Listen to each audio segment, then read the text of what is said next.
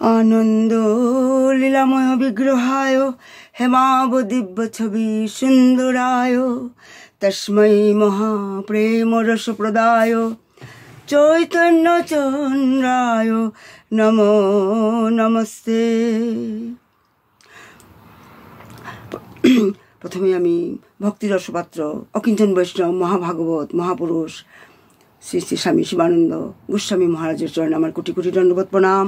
আর সমস্ত রূপানুগ গুরুবর্গ গুরু পরম্পরা এবং সমস্ত আচার্যবর্গের চরণে আমার কোটি কোটি দণ্ডবোধ প্রণাম। আর উপস্থিত সমস্ত কৃষ্ণপ্রেম অনুরাগী গৌরভক্তবৃন্দের চরণে এবং ইউটিউবের মাধ্যমে সমস্ত দর্শকদের ভক্তদের তাদের চরণে আমার কোটি কোটি দণ্ডবোধ প্রণাম।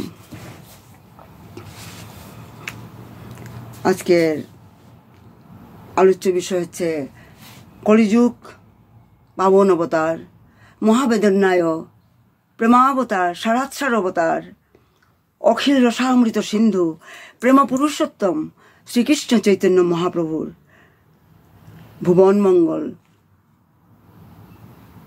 পাবন জীবনগাথা এবং শাস্ত্রীয় উপদেশ এবং তার প্রিয় পার্শ্বদের জীবনগাথা অমৃতময় জীবন গাথা। মানে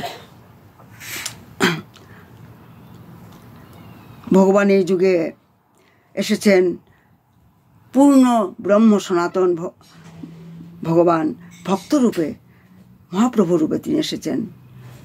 এই লীলা দিব্য, এই কথাও দিব্য, এগুলি মায়াতীত, এগুলি ইন্দ্রিয়াতীত, আমাদের বুদ্ধির অগম্য। এটা কৃপাসাধ্য, যার উপর ভগবানের কৃপা গুরুদেবের কৃপা হয় তিনি জানতে পারেন।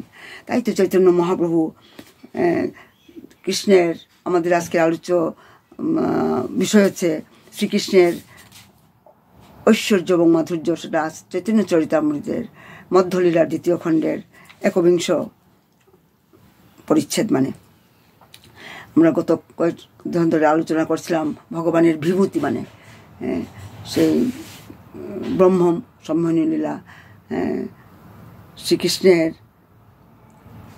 চৈতন্য মহাপ্রভু শ্রীকৃষ্ণের মানে অপ্রাকৃত বৈভব ঐশ্বর্য বর্ণনা করতে করতে চৈতন্য মহাপ্রভুর মনে ঐশ্বর্যের সমুদ্র স্ফুরিত হলো। তার মন এবং ইন্দ্রিয় সেই ঐশ্বর্য সমুদ্রে নিমজ্জিত হলো। তখন তিনি বিচলিত হয়ে পড়লেন। ঐশ্বর্য কহিতে স্ফুরিল ঐশ্বর্য সাগর, মনেন্দ্রিয় ডুবিলা প্রভু হইলা ফাফর। ভাগবতের এই শ্লোক পড়িলা আপনে, অর্থ আস্বাদিতে সুখে করেন ব্যাখ্যানে। অপার ঐশ্বর্য কৃষ্ণের নাহিক গণন, শাখা চন্দ্র নায়ে করি দিগদর্শন। শ্রীকৃষ্ণের অন্তহীন ঐশ্বর্য গণনা করা অসম্ভব নয়। আমি শাখা দেখিয়ে চন্দ্র দেখাবার মতো তার ইঙ্গিত দিচ্ছি মাত্র, কারণ কথা অনন্ত, হরি অনন্ত। শ্রীকৃষ্ণ হচ্ছেন পরমেশ্বর ভগবান স্বয়ং, তাই তার থেকে বড় অথবা সমান কেউ নয়। মানে তাই তো বলা হয় ঈশ্বর পরম কৃষ্ণ সচ্চিদানন্দ বিগ্রহম অনাদির আদি গোবিন্দ সর্ব কারণ কারণম। তিনি স্বয়ং, তাই তো চৈতন্য মহাপ্রভু ভাগবতের থেকে একটা শ্লোক উচ্চারণ করেছিলেন। আর তার অর্থ আস্বাদন করার জন্য তিনি তার ব্যাখ্যা করতে শুরু করেছিলেন। সেই শ্লোকটা আমি পড়ছি এখন। স্বয়ম্ভূ সাম্যা অতিশয়স্ত্র ধীশ স্বরাজ্য লোকসাপ্ত সমস্ত কাম বলি হরিদিবিশ্চির লোকপালয় কিরীট কোটি ঋত পাদ পীঠ। তার অর্থ হচ্ছে তিনি ভগবান স্বয়ং, তিনি হচ্ছেন স্বয়ং ব্রহ্মা বিষ্ণু এবং শিবের অধীশ্বর। অতএব তিনি অসমর্থ মানে এবং তার পরম চিদানন্দ স্বরূপ শক্তির দ্বারা তিনি তার সমস্ত ঈপ্সিত বস্তু মানে লাভ করেছেন। মানে ঈপ্সিত বস্তু তিনি প্রাপ্ত হয়েছেন।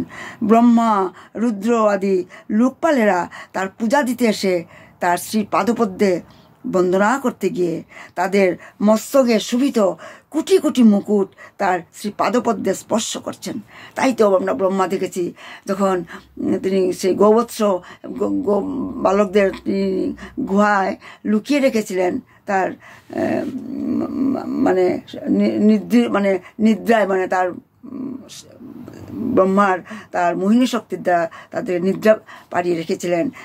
আর ভগবান শ্রীকৃষ্ণ তখন সমস্ত গোবৎস এবং গোপবালকদেরকে রূপে তিনি তাদের আকৃতি, তাদের স্বভাব অনুযায়ী, তাদের পোশাক পরিচ্ছদ বস্ত্র সেই অনুসারে তিনি শত শত গোপ বালক রূপে, শত শত গোবৎস রূপে তিনি মানে বিস্তার করেছিলেন নিজেকে, মানে এবং ব্রহ্মার সম্মুখে তিনি সেই চতুর্ভুজ সব গোবৎস এবং গোপবালকদের চতুর্ভুজ নারায়ণ রূপ তিনি প্রদান করেছিলেন। মানে তাই দেখে ব্রহ্মা মোহিত হয়ে গিয়েছিল, এটা কি করে সম্ভব?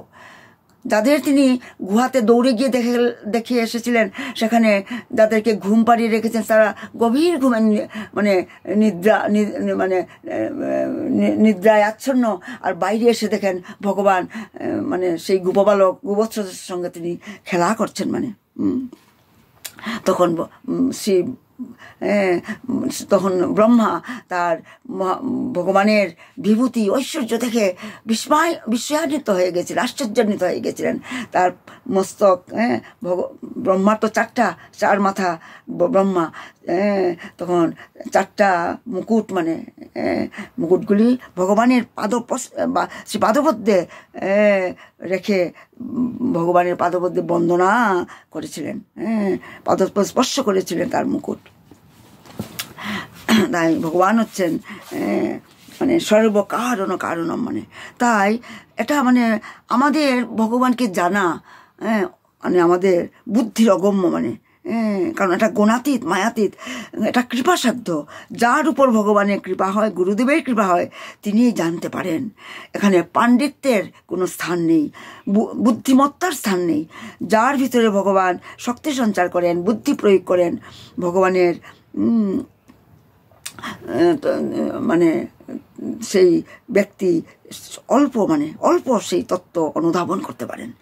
ভগবানের দিব্যলীলা আমাদের ইন্দ্রিয়ের অতীত। মানে তাই এই বৃন্দাবনী লীলা যা প্রদান করার জন্য মহাপ্রভু মানে অবতীর্ণ হয়েছেন। সে বৃন্দাবনী লীলা যাকে বলা হয় মঞ্জুরি পদ্ধতি উপাসনা, সেটা দেওয়ার জন্যই মহাপ্রভু স্বয়ং ভগবান শ্রীকৃষ্ণ তিনি ভক্তরূপে মহাপ্রভু হয়ে অবতীর্ণ হয়েছেন। ভগবানের অনন্ত নাম, অনন্ত লীলা, অনন্ত প্রকাশ। ভগবান যুগে যুগে আসেন। ভগবানকে কেউ জানতে পারে না, কারণ তিনি হচ্ছেন অনন্ত। মানে কাউকে যদি আমরা জড়জগত আমরা যদি কাউকে বলি এই যে কি বলা হয়, আকাশটা কত বড়, আকাশ তো আমরা সবসময় দেখছি, আমরা যদি কাউকে জিজ্ঞেস করি বলতে পারবে আকাশটা কত বড়? কেউ কি তার পরিমাপ করতে পারবে? সম্ভব নয়। আমাদের আমাদের চোখের যতটুকু যতদূর আমাদের দৃষ্টি যায় ততটুকু আমরা দেখতে পারি, তাই না? ঠিক সেভাবে আমরা যদি কাউকে বলা হয় যে সমুদ্রকে দেখেছো, আমরা তো সমুদ্রে যাই, পুরীর সমুদ্র গেছি, আপনারাও গেছেন অনেকে। পুরীর সমুদ্র কত বড়, আপনারা কি পরিমাপ করতে পারবেন? কেউ কি করতে পারবে?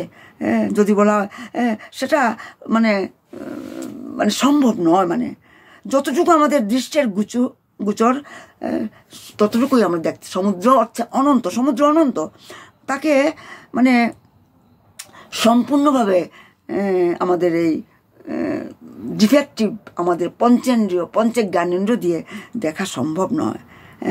ঠিক সেইভাবে ভগবান যাকে কৃপা করে অনুভব করান, আস্বাদন করান, তবু অল্প মাত্রই অনুভব করা সম্ভব, সম্পূর্ণ নয়। কিন্তু যে কোনো বস্তু পদার্থ আছে মানে স্থাবর জঙ্গম, তার সব মানে ভগবান বলছেন যে শ্রীকৃষ্ণ অর্জুনকে বলছিলেন যে এই অনন্ত কোটি ব্রহ্মাণ্ডের যে কোনো পদার্থ যেমন স্থাবর জঙ্গম সবই আমার একটা কণা মাত্র, মানে একটা কণা মাত্র। তাই তোমাকে আর কি বলবো, অর্জুনকে বলছেন। তাই তো এটা মায়াতীত, কল্পনাতীত, মানে গুণাতীত, তাই শ্রীমদ্ ভাগবতমে আমরা আমরা এই অধ্যায়ে আমরা কৃষ্ণের বিভূতি, এই যে ব্রহ্মার সম্মোহনী লীলা যেটা আস্বাদন করছিলাম, সেই ভগবানের অলৌকিক লীলা দেখে ব্রহ্মাজি মানে ভ্রমিত হয়ে গিয়েছিলেন। ব্রহ্মাজি তিনি একজন মানে এই ব্রহ্মাণ্ডের শ্রেষ্ঠ পুরুষ বলা হয় ব্রহ্মাজিকে, শ্রেষ্ঠ পুরুষ। তিনি মুহ্যমান হয়ে গিয়েছিলেন ভগবানের শক্তি দেখে। পূর্ণ ব্রহ্ম সনাতন অখিল আত্মা এইরকম প্রাকৃত বালকের মতো, প্রাকৃত মানে এই মানে জড়জাগতিক, জড়জাগতিক একটা প্রাকৃত বালকের মতো তিনি মানে কি করছেন, তার সখাদের মুখ থেকে ঝুঁটা খাচ্ছেন, আর সখারা লাত মারছেন। একই রকমের ভগবান ব্রহ্মা ভাবছেন। ভগবান তো ভগবান কি ঝুঁটা খান? কেউ কি ভগবানকে লাত মারে? এটা কি রকমের ভগবান ব্রহ্মাজি মনে মনে ভাবছিলেন। তাই তো এই লীলাটা করেছিলেন। ভগবানের শক্তি সত্যি এই নন্দর মানে লালা, যশোদার লালা, সে কি সত্যি? সবাই তো বলে সে ভগবান, সত্যি সে ভগবান কিনা তা পরীক্ষা করার জন্য ব্রহ্মা তিনি মানে এই লীলাগুলি হয়েছিল। মানে তাই বলা হচ্ছে যে সখারা লাত মারছে, একই রকমের ভগবান তিনি। তাই ব্রহ্মা ভ্রমিত হয়ে গেছেন ভগবানের নরলীলা দেখে। মানে তাই ভগবানের এই নরলীলা, বৃন্দাবনী লীলা মানে অনুপ্রবেশ করা বড় বড় মুনি যোগী দেবতারা পর্যন্ত অনুভব করতে পারেন না, এখানে প্রবেশ করা সম্ভব নয়, তাই ভগবান এই মানে সন্ধিনী, সম্বিত এবং আহ্লাদিনী এই তিনটা মিলে হচ্ছে ভগবান হচ্ছেন সচ্চিৎ এবং আনন্দ বিগ্রহ। এই স্বরূপ সম্পূর্ণ আলাদা। মানে গোপীরা কি চেয়েছিল? গোপীরা ভাবতো, আহা যদি মানে কৃষ্ণ যদি আমার পুত্র হতো, কত না আদর করতাম, কত না তাকে আমরা মানে দিতাম। তাই তো তারা গোপীরা প্রায় তারা ব্রজাঙ্গনারা গোপী মায়েরা তারা নন্দালয়ে গিয়ে কৃষ্ণকে আদর করতো, কুলে নিত। তাই তো কৃষ্ণের সান্নিধ্য পাওয়ার জন্য, তাই তো কৃষ্ণ হচ্ছেন স্বয়ং ভগবান, কৃষ্ণাস্ত ভগবান স্বয়ং। তাই তাদের মনোভাব বুঝতে পেরে তাদের সেই তাদের আশাও পূর্ণ করেছিলেন। তাই তো যখন ব্রহ্মা যখন চুরি করেছিলেন তখন ভগবান বালক রূপে গোবৎস রূপে নিজেকে বিস্তার করে সেই আশাও তাদের পূর্ণ করেছিলেন। কৃষ্ণ মানে বিভিন্নভাবে বিভিন্ন সখায় নিজেকে মানে বিস্তার করে তিনি মানে সেই ব্রজের গোপী মায়েদের কাছ স্তন পান করেছিলেন, তাদের ইচ্ছা পূরণ করেছিলেন। আর ভগবান তাই বলা হচ্ছে এই যে সন্ধিনী, সম্বিত এবং আহ্লাদিনী এই তিন শক্তির মিলন হচ্ছে ভগবান। তিনি হচ্ছে সচ্চিদানন্দ বিগ্রহ। মানে তাই এই সচ্চিদানন্দ স্বরূপেই ভগবান নিজেকে গোবৎস এবং গোপবালক রূপে নিজেকে প্রকট করেছিলেন। আর তাই দেখে ব্রহ্মা মানে মোহিত হয়ে গিয়েছিলেন। আর তখন ব্রহ্মা ভগবানের স্তুতি করতে আরম্ভ করেছিলেন। ব্রহ্মা বললেন, হে পরমেশ্বর ভগবান, আপনি এই পরম আরাধ্য। মানে তাই মানে আমি আপনার সন্তুষ্ট বিধানের জন্য আপনার পাদপদ্মে আমার প্রণতি এবং স্তুতি নিবেদন করছি। আপনার অঙ্গকান্তি বর্ষার জল ভরা মেঘের মতো, তাই তো আপনার নাম ঘনশ্যাম। আর আপনি বিদ্যুতের মতো পীত বস্ত্রধারী। হে ভগবান, লোকে মনে করে যে আমি বৈদিক জ্ঞানের আধার এবং এই ব্রহ্মাণ্ডের সৃষ্টিকর্তা। কারণ ব্রহ্মাই তো ব্রহ্মাণ্ডের সৃষ্টিকর্তা। কারণ ভগবান শ্রীকৃষ্ণ ব্রহ্মার মধ্যে শক্তি সঞ্চার করেছিলেন, সমস্ত জ্ঞান প্রদান করেছিলেন, আর ব্রহ্মাকে বলেছিলেন তুমি সৃষ্টি করো। তাই তো ব্রহ্মা বলছেন, স্তুতি করে বলছেন যে সবাই ভাবে আমি বৈদিক জ্ঞানের আধার, এই ব্রহ্মাণ্ডের আমি সৃষ্টিকর্তা। কিন্তু এখন প্রমাণিত হলো যে আমিও আপনাকে সম্পূর্ণরূপে আমি অবগত হতে পারিনি। যদিও একটা শিশুরূপে, একটা ছোট্ট শিশুরূপে আপনি আমার সম্মুখে বিরাজ করছেন। সেই ছোট্ট বালক, কত বয়স হবে? 4-5 বছরের বালক, সে নিজেকে বিস্তার করেছিল। তখন তাই তো ব্রহ্মা বলছেন, আপনি একটা শিশুরূপে আমার সম্মুখে বিরাজ করছেন। আপনি আপনার গোপসখা এবং গোপবৎসদের সঙ্গে একজন সাধারণ গ্রাম্য বালকের মতো আপনি খেলা করছেন, আর তা দেখে মনে হয় যেন আপনি যথেষ্ট শিক্ষাও লাভ করেননি। একটা সাধারণ একটা বাচ্চার মতো, বালকের মতো, গ্রাম্য বালকের মতো আপনি ব্যবহার করেছিলেন। আপনাকে দেখে মনে হচ্ছে ঠিক যেন একটা অসহায় শিশু হাতে একদলা খাবার নিয়ে তার গোবৎসদের খুঁজে বেড়াচ্ছে। কিন্তু তা সত্ত্বেও আপনার দেহ এবং আপনার দেহ এবং আমার দেহের মধ্যে গভীর পার্থক্য রয়েছে, ব্রহ্মা বলছেন। কারণ ব্রহ্মা তো এই ব্রহ্মাণ্ডের সৃষ্টিকর্তা। ব্রহ্মার মনে খুব গর্ব ছিল, এই ব্রহ্মাণ্ডের সৃষ্টিকর্তা বললে। কিন্তু আজ তিনি বলছেন যে আমি প্রমাণিত হলো যে ব্রহ্মা বলছেন আমিও আপনাকে সম্পূর্ণরূপে আমি অবগত হতে পারিনি। তাই আপনার দেহ এবং আমার দেহের মধ্যে গভীর পার্থক্য রয়েছে, যে আপনার শক্তির অনুমান পর্যন্ত আমি করতে পারি না। তাই তো ব্রহ্মসংহিতাতে তার বর্ণনা করে ব্রহ্মা বলছেন, আমি বলেছি যে আপনার শরীর জড় নয়, তা হচ্ছে সচ্চিদানন্দময় বিগ্রহ। তাই তো এই বিশ্বলয়ে এই বিরাট শিশু খেলিছে আনো মনে। এটা নজরুল ইসলামের লেখা। এগুলির সঙ্গে রিলেটেড, তো ওই জন্য মনে হচ্ছে গানটা বারে বারে করতে, আমি আগেও করেছি। এই বিশ্বলয়ে বিরাট শিশু আনো মনে খেলিছে। সে ব্রহ্মা বলছেন একটা শিশু হয়ে আপনি খেলা করছেন। তাই আমি পর্যন্ত আপনাকে আমি বুঝতে পারিনি। তাই তো ব্রহ্মসংহিতায় বর্ণনা করা হয়েছে যে ভগবানের শরীর হচ্ছে চিন্ময়। ভগবানের সত্তার সঙ্গে তার দেহের কোনো পার্থক্য নেই। সত্তার সঙ্গে আমাদের কিন্তু আমাদের সত্তার সঙ্গে আমার দেহের পার্থক্য আছে। কীরকম? যেমন আমি হাত দিয়ে শুধু খেতে পারি, তাই না? আমি হাত দিয়ে কি চলতে পারি? চোখ দিয়ে কি আমি খেতে পারি? পা দিয়ে কি আমি খেতে পারি না। আমাদের প্রত্যেকটা অঙ্গ আমাদের বিশেষ বিশেষ কার্যে আমরা নিযুক্ত করতে পারি। কিন্তু ভগবানের সত্তার সঙ্গে তার দেহের কোনো পার্থক্য নেই। তার শরীরের প্রতিটি অঙ্গই অন্য সব কটি ইন্দ্রিয়ের কাজ করতে পারে। তিনি তার হাত দিয়ে তিনি দেখতেও পারেন, হাত দিয়েও তিনি দেখতে পারেন। তিনি তার চোখ দিয়ে শুনতে পারেন। তিনি তার পা দিয়ে নৈবেদ্য গ্রহণ করতে পারেন। তিনি তার মুখ দিয়ে সৃষ্টি করতে পারেন। ভগবান তার ইচ্ছা মতো যা কিছু তার ইচ্ছা সবই তিনি করতে পারেন। তাই ব্রহ্মা বলেন ভক্তদের কল্যাণের জন্যই আপনি গোপ শিশুরূপে আবির্ভূত হয়েছেন।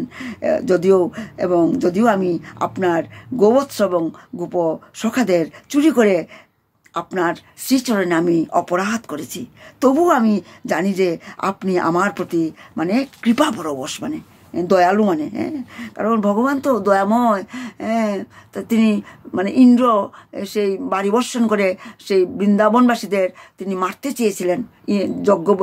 বৃন্দাবনবাসীরা যখন ইন্দ্রের প্রতি যজ্ঞ আহুতি প্রদান করা, নৈবেদ্য প্রদান করা বন্ধ করে দিয়েছিল, তখন কিন্তু খুব রেগে গিয়ে সাম্বার মেঘকে আহ্বান করে বাড়ি বর্ষণ করেছিল। অনবরত বাড়ি বর্ষণ 7 দিন হয়েছিল, জলে ডুবে গিয়েছিল, সবাই মারতে চেয়েছিলেন ইন্দ্র বলতে গেলে। আর ভগবান শ্রীকৃষ্ণ 5-6 বছরের বালক সেই গোবর্ধন পর্বত সেই ছোট্ট লিটল ফিঙ্গার রেখে 7 দিন সবাইকে রক্ষা করেছিলেন। আর এদিকে ব্রহ্মা গোবৎস গাভীদের চুরি করে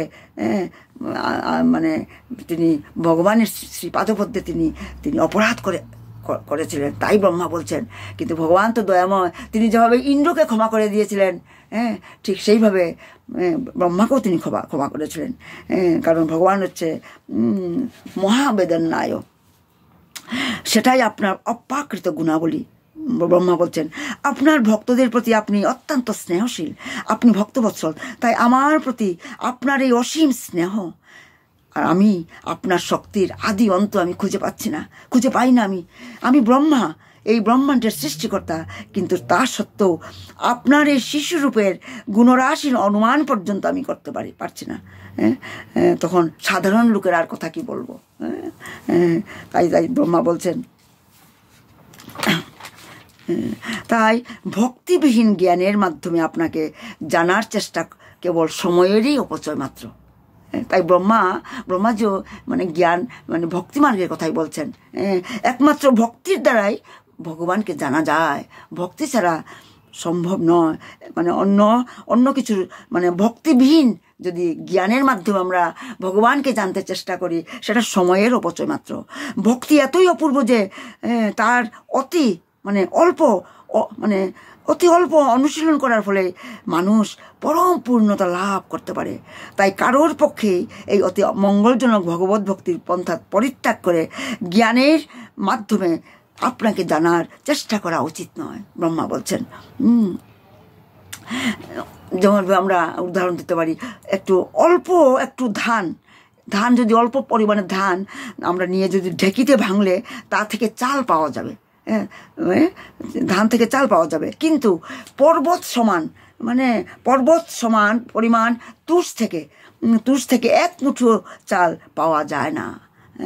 তা থেকে কেবল সময়েরই অপচয় মাত্র, তাই বলছেন।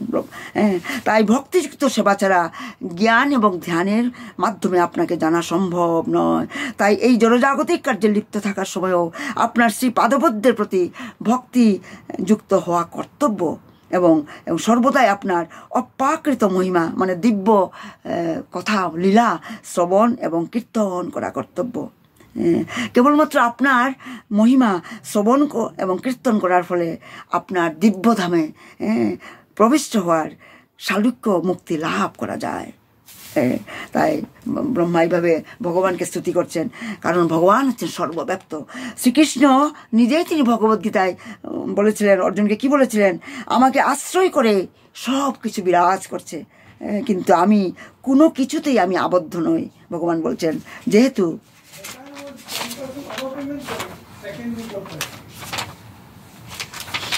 তাই বলছেন যেহেতু ভগবান হচ্ছেন সর্বব্যাপ্ত, তাই কোনো কিছুই তার অজ্ঞাত নয়।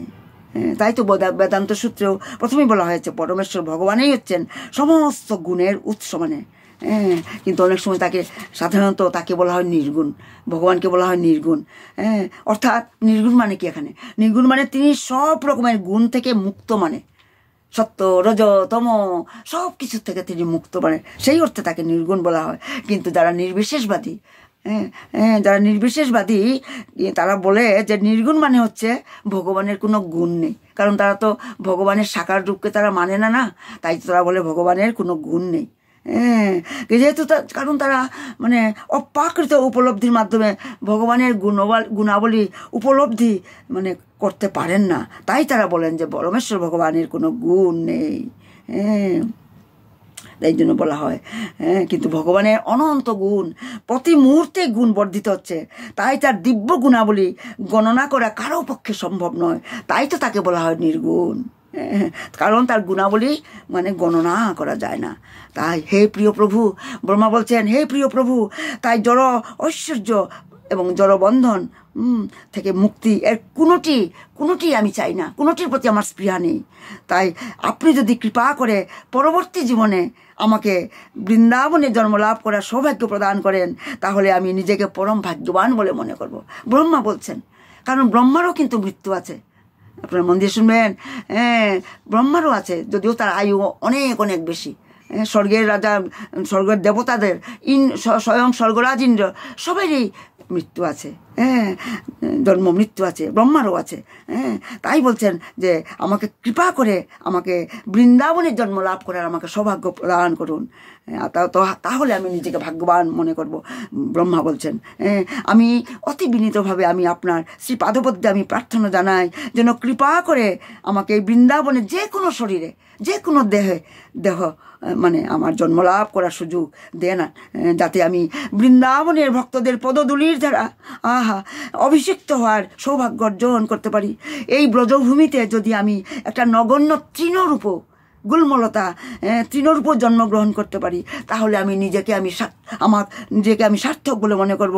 কিন্তু এই বৃন্দাবনে জন্মগ্রহণ করার সৌভাগ্য যদি আমার না থাকে, না থেকে থাকে, তাহলে আমি আপনার কাছে প্রার্থনা করি যেন কৃপা করে বৃন্দাবনের কাছেই মানে আমি একটা তৃণ গুল্মরূপে জন্মগ্রহণ করতে পারি, যাতে ভক্তরা যখন বৃন্দাবনে যখন বেড়াতে যাবে তখন যেন আমি তাদের শ্রী পাদপদ্মের স্পর্শ লাভ করে ধন্য হতে পারি।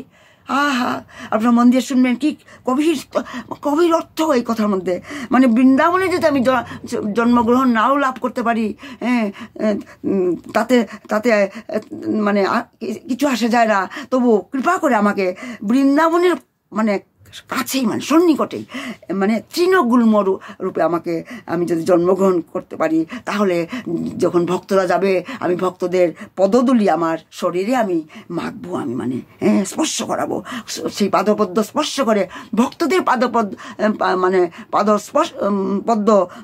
মানে পদ্ম মানে সেই পাদপদ্মের স্পর্শ লাভ করে আমার জীবন আমার ধন্য আমি হতে পারি, আমার জীবনকে আমি ধন্য করতে পারি, সেটি হবে আমার পরম সৌভাগ্য। কত বড় কথা বলছেন। তাই আমার একমাত্র অভিলাষ হচ্ছে আমি যেন আপনার ভক্তদের শ্রী পাদপদ্মের ধূলিকণা সারা গায়ে মেখে ধন্য হতে পারি। তাই তো আমরা যখন বৃন্দাবনে যাই আমরা দেখেছি, কারণ বৃন্দাবন হচ্ছে রাধারানীর মানে জায়গা, মানে সেখানে ভগবান শ্রীকৃষ্ণ পর্যন্ত রাধারানীর কথাই চলেন, মানে সেখানে বৃন্দাবনে গেলে সবাই রাধে রাধে বলে বৃন্দাবনের মাটিতে গোড়াগড়ি দিয়ে ভূমিষ্ঠে তার প্রণাম করে ধুলি তার সর্বাঙ্গে মাখে, মানে তাই তো বলা হয় ভক্তপদ ধুলি আর ভক্তপদ জল, ভক্ত মুক্ত অবশেষ এই তিন মহাবল। তাই ভক্তের পদধূলি আর ভক্তর এগুলি মানে ভক্তিমার্গে অগ্রসর হওয়ার তিনটা মানে চরম মানে উপায়, মানে মানে ভক্ত পদ্ধতি আর ভক্ত পদজল, ভক্ত অবশেষ রেমানেন্টস অফ দ্য বৈষ্ণবস ডিভোটিস। মানে আমার সময় শেষ হয়ে গেছে, আমি আমাকে এখানেই শেষ করতে হবে, আরও কিছু ছিল বাকি, আজকে হবে না আর। নিতাই গৌ সীতানাথ প্রেমানন্দে হরি হরি বল, হরি হরি বল। আমার ভুল ত্রুটি মার্জনা করবেন। যে আনিল প্রেম ধন করুণা প্রচুর, হেন প্রভু কোথা গেলা আচার্য ঠাকুর, কাহা মোর স্বরূপ রূপ কাহা সনাতন, কাহা দাস রঘুনাথ পতিত পাবন, কাহা মোর ভট্ট যুগ কাহা কবিরাজ, এককালে কোথা গেলা গোরা নটরাজ, পাষাণে কুটিব মাথা অনলে পশিব, আরে গৌরাঙ্গ গুণের নিধি, আরে কোথা গেলে পাব